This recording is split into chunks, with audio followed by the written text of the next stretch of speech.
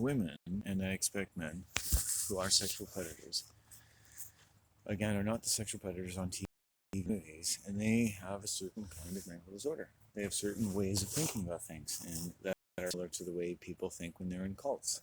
And so they use the adult version or the adulterated version of a child's magical thinking. And they just think their way in getting sexual knowledge in ways or threatening people's safety. And when someone insinuates sexual advances upon you, despite telling you don't want that, and then objections to that and other things in the group precipitate increased aggression, hostility, belligerence from other people, and further accusations and super rationalizations about your behavior is really just this, and it's all about you. You shouldn't be angry. You've got a problem. You should leave the group, right? The word you really is, when someone uses the word you a lot when they're talking to you, or the first time someone in a group talks to you and they say you, or I've seen you around, in a sentence like you, the word you can be very aggressive.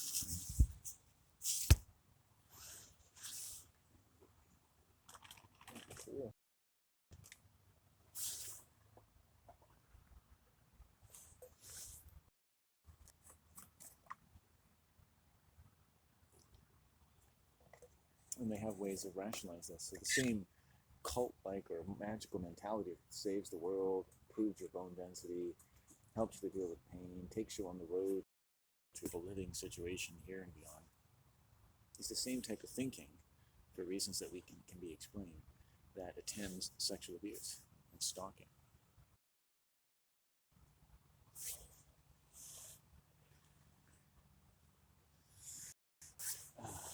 Isn't that interesting?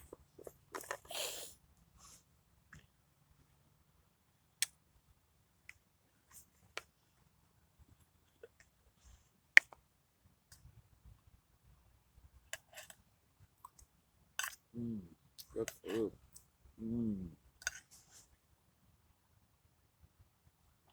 But probably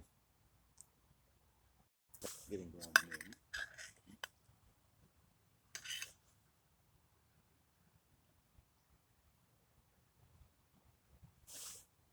I found a way to get on the island.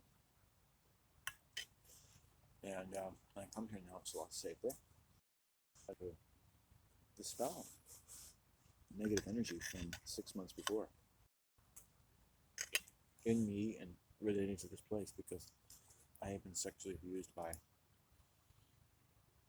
a local woman who came here and found me.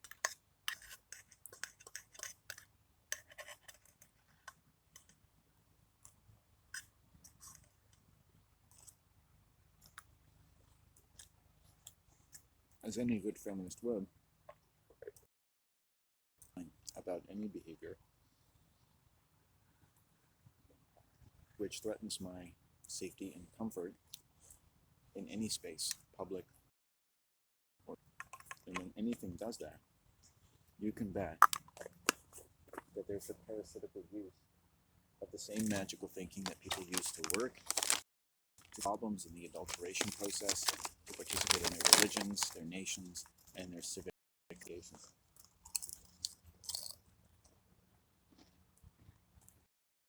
We imagine or are forced or coerced into imagining them to be.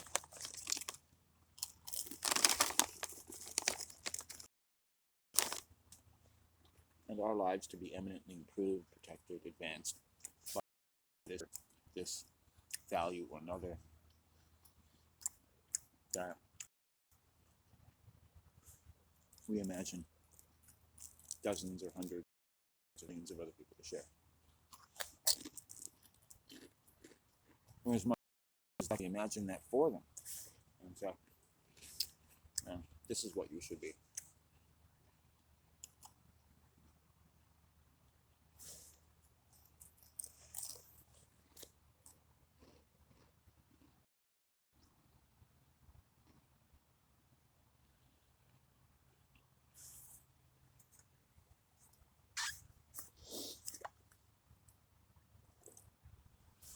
My mom is happy. She's going to sell her couch. She's going to bag. This girl, Trinity, that was calling her, had no real designs upon it and wasn't going to tell her no, so my mom had to track her down. It's not surprising to me that the female looking for her furniture and the male calling is a decent bloke who will get a really good couch for $250 or less. Yerba mate is something that I drink because it's good. Very good. You won't like it too. You drink it. Yerba mate. Very good. Sushi. It is liquid sushi.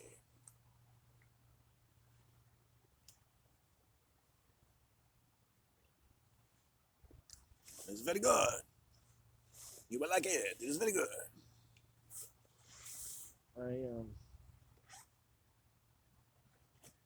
Let's say that I'm celebrating several weeks of being free from being stalked by the local RCMP. That took a while.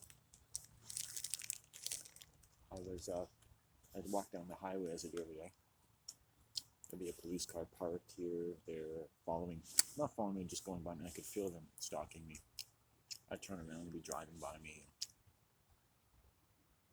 And after several weeks, it stopped. You don't know for sure. But now I don't see them around. I guess they found someone else to stalk now. I wonder how many locals they stalk.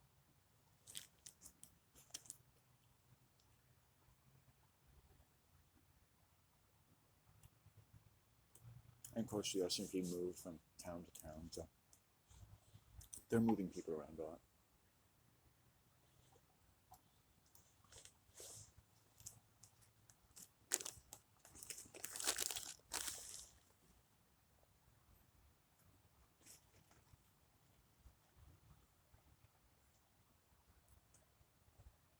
The woman who came here and stalked me was RCMP. She was in her civilian clothes. And sure enough, she sexually assaulted me. Because that's what they do. Remember, it's natural for people with blood parasites to sexually assault people.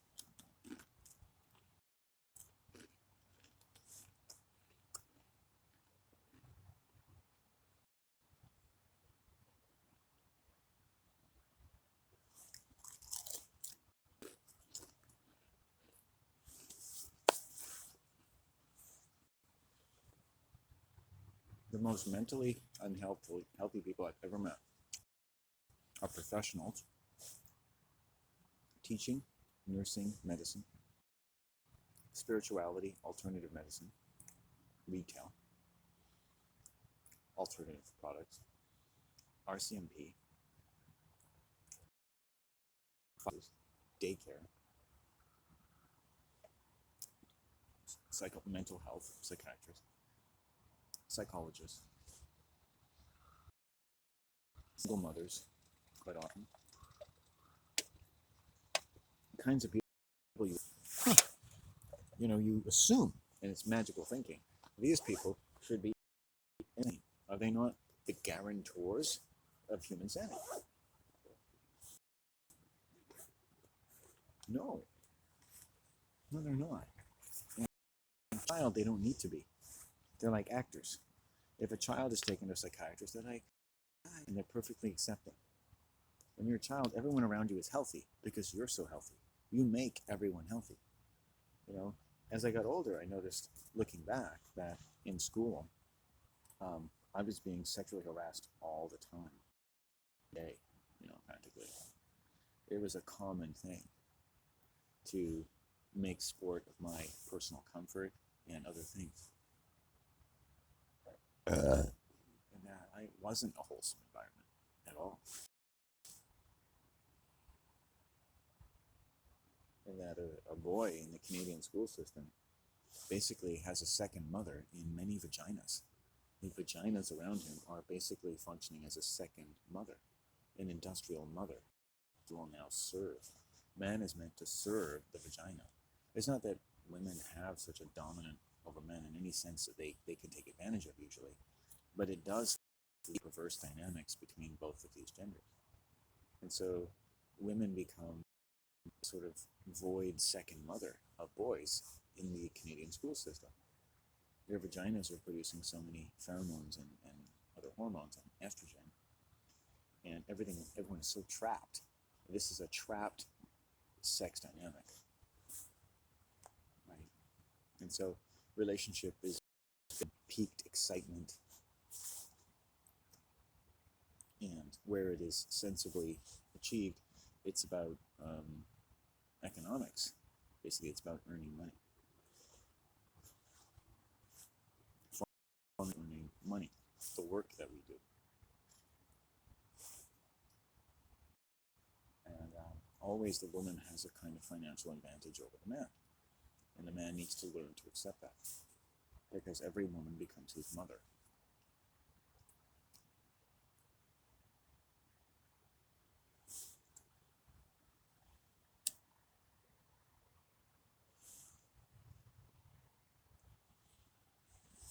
The phrase is todo las madres.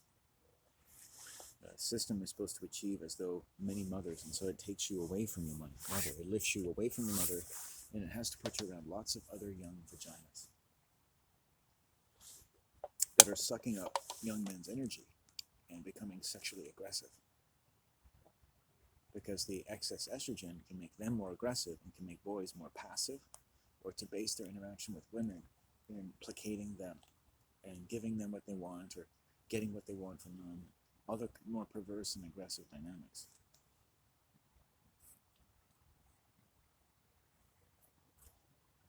I went to Sunday school.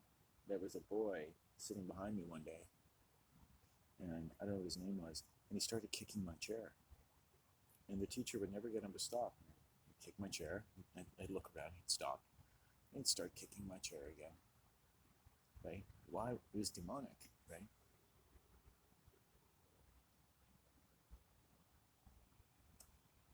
What do you think that little cunt grew up to be?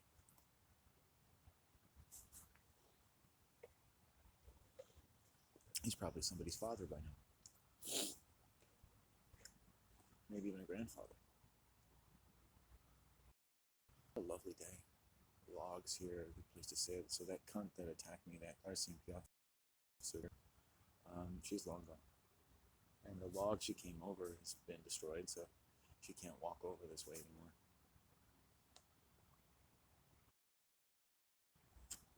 And I made sure that fucking cunt would think twice about ever coming here again. And that's what you and I know. If you violate someone's safety and personal sanctity, don't expect to feel comfortable coming here again.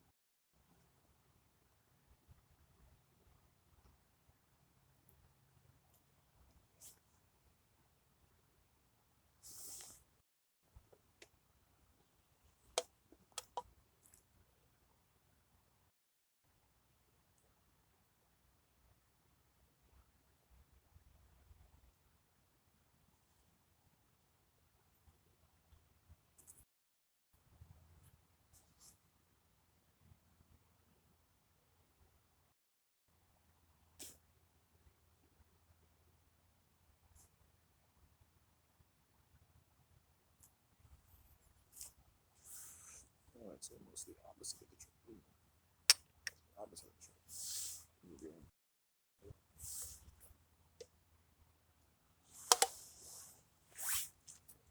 I had a number of the local BC transit services, mostly female, take real exception at my ability to get on a bus safely, pay offered fare, and get home without being molested in any way.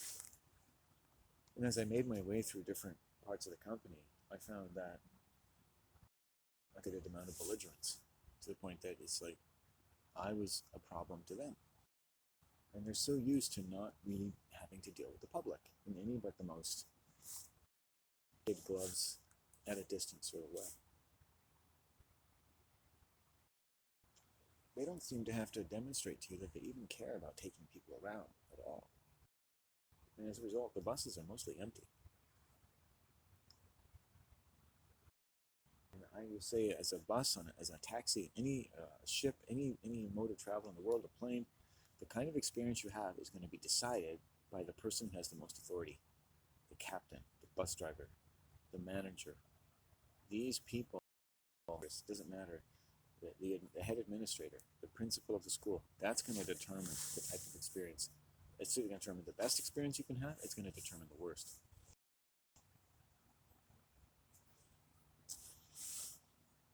Okay, now.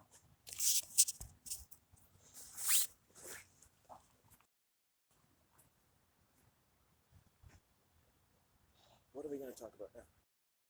Well, I'm going to get walking again soon. I'll probably do another loop of the island. It's cold, but I was hoping it would get a little warmer. It probably will. Pop up another tree. There's this ivy here, and this strange man came along.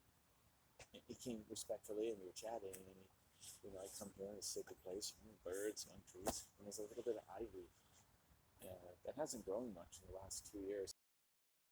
It says to me, I get alerts from my friends on my phone telling me to destroy what they call invasive plants, and this is one of them. And I say, go ahead and destroy it if you want to. He doesn't do anything. It's like he just, whenever he walks around, he finds things that apparently he's supposed to destroy. And I came across a retired older white male out on this beautiful public property, and these plants, which are beautiful plants, and he had them in his arm, and he walked up to me and said, abbreviate, you can't, he said it in a friendly way, he said, you can't be here, go to the grass or something, and in the name of some nature society. I mean, clearly he was insane, right? He's come there, he's violently traipsing about for the purposes of removing and destroying local wild plants, some beautiful plants in the area. They'll never destroy them all, the Scottish broom. They're absolutely out of their fucking minds. And you should hear, and the important thing is, not even like, because these plants will stay here, is that you see what they've conditioned these people to be like, so that when they cull things, and in order to cull species or a creature, there's a local property that was taken from native people, and they do all kinds of culling of every living creature in the area because they don't want any life. They don't want any living creatures. They don't want frogs, they don't want deer, they don't want geese, they don't want anything. That's who they are, right?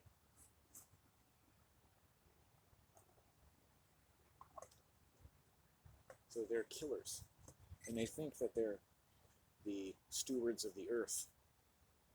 So, and they're the same kind of people who say, man's killing the earth, so let's make sure we kill all these invasive species first. It doesn't make any sense. Man's killing the earth, we've got to be more environmental, so kill these species as often as you can.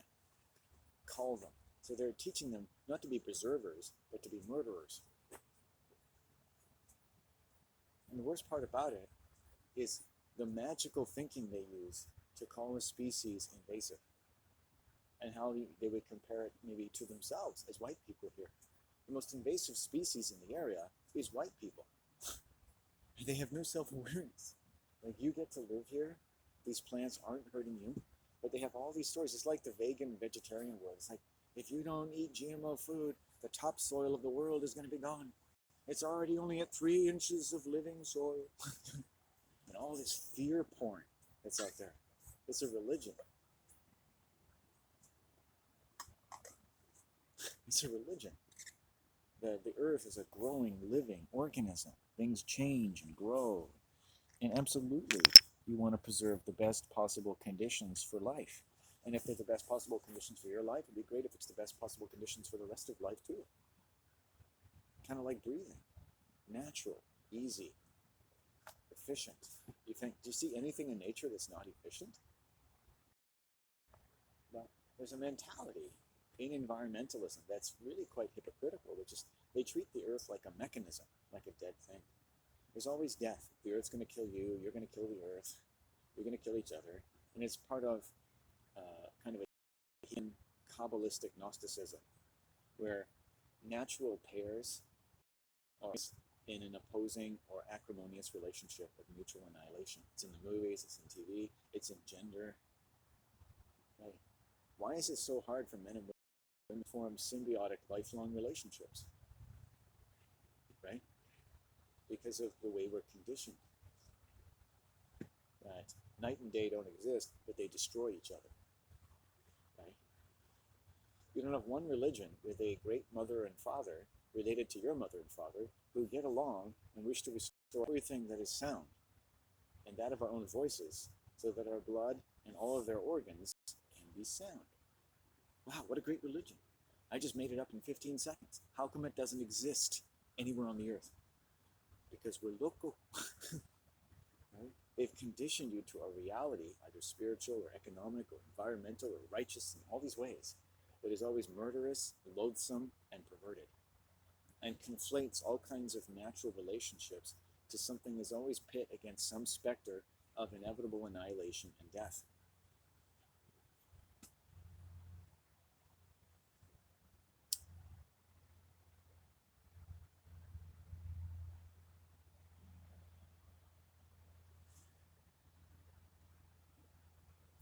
You can watch cop movies and say, okay, that guy's going to die. That guy's going to die. That guy's going to die.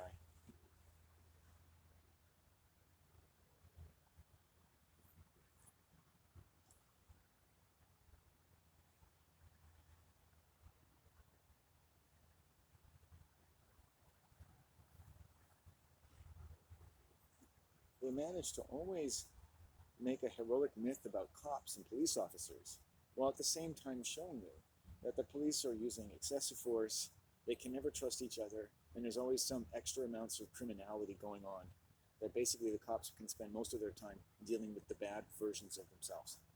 And the great heroic cop is always one that uses excessive force and flaunts authority and goes out on his own, kind of a self-starter, kind of a subcontractor, and and gets shit.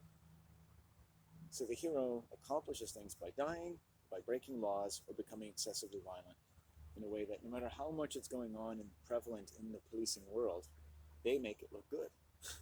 So if you're really a bad police officer, you should just try to be like Steven Seagal, and you'll be the hero. At some point, beating suspects will be a good thing.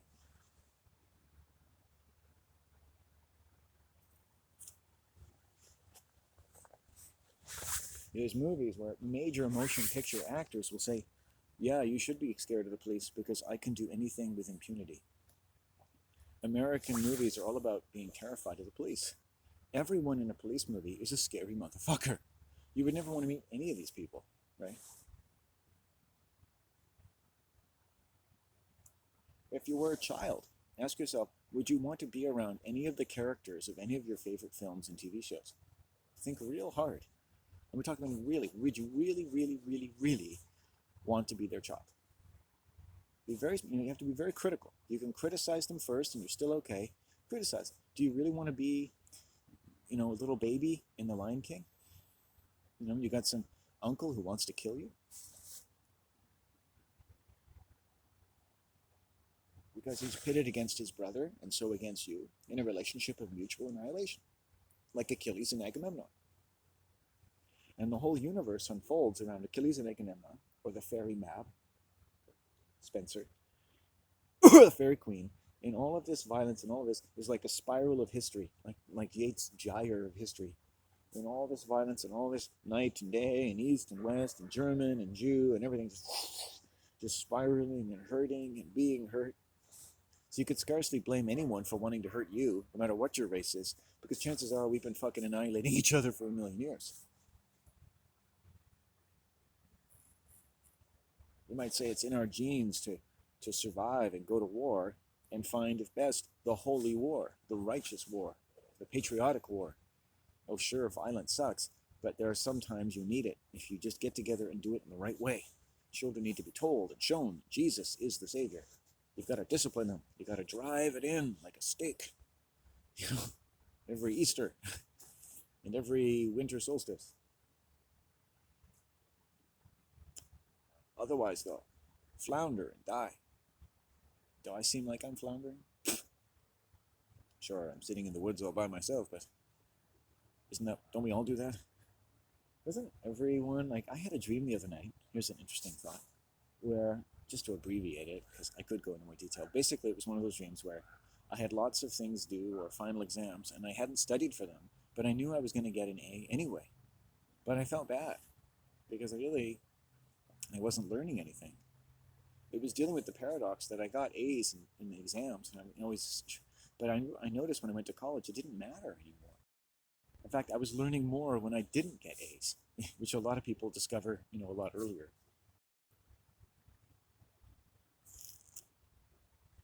But I had a full-on nightmare.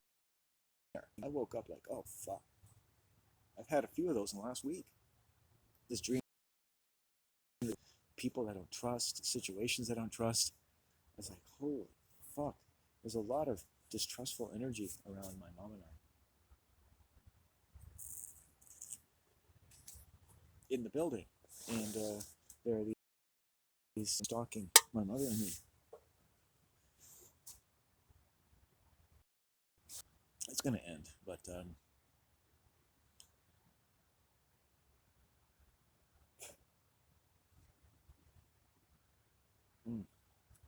anyway, so that's good. Yeah, it's finishing my exams, doing my homework. It's amazing getting into you.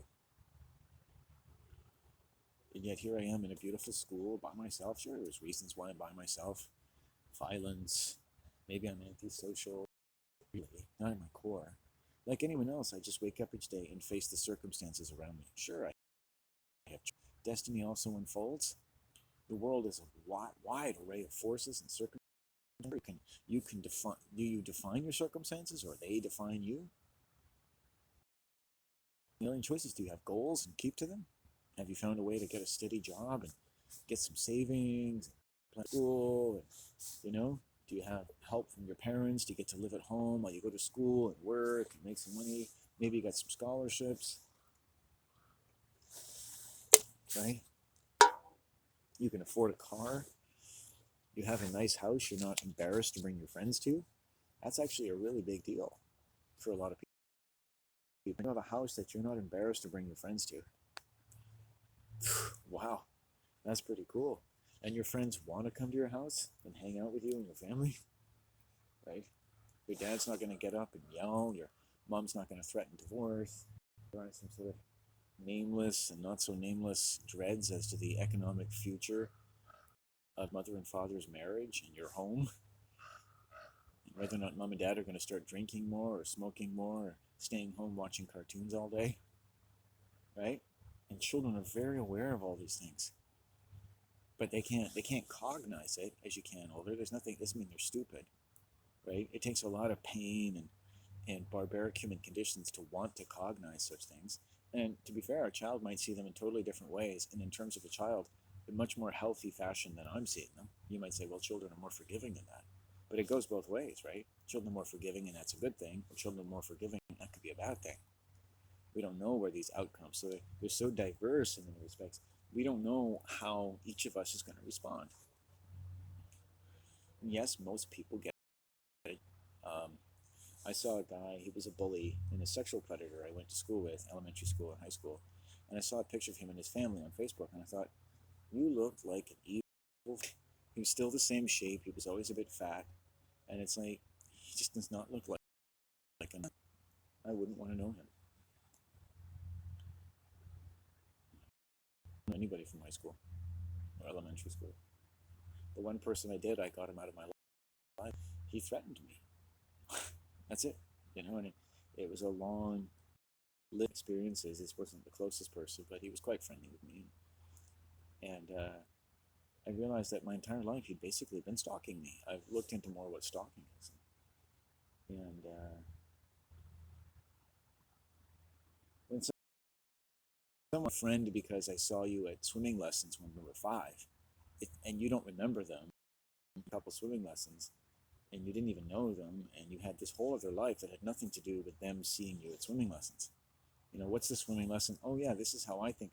I have no recollection of him and I having an experience having swimming lessons.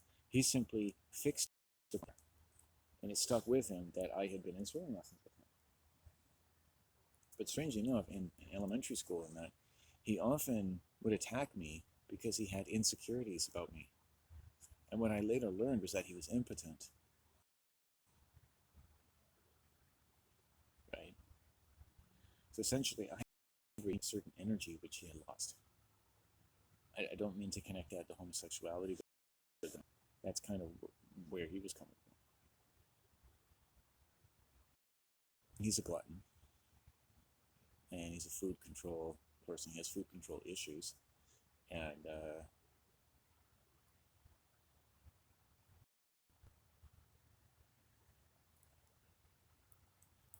I look back now and I could have had some more sober conversations with him, man, and just to open up. Like the relationship was really, the friendship wasn't really very good, and he didn't really listen to anything about me, despite 15 and 20 years between the last time we'd really known each other. And as he would always take, he would always basically control everything and would never. We would play tennis. He would never let me win. You know,